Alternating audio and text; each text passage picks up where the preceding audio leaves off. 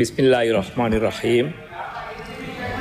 அல்லாஹும்ம ஹவலைனா வாலா அலைனா அல்லாஹும்ம அலல் அகாமி வஸ்ஸிராப்.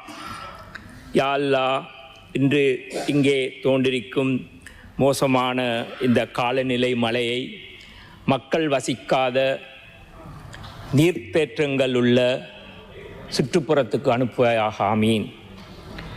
இன்று காலையில் நான் பாராளுமன்றம் வந்த பொழுது இந்த நாட்டில் ஏற்பட்டிருக்கின்ற சீரற்ற காலநிலையை பற்றி பேசிக்கொண்ட பொழுது அரசாங்கத்தில் இருக்கின்ற கௌரவ அமைச்சர் விமல் ரத்நாயக் அவர்கள் என்னை பார்த்து சொன்னார்.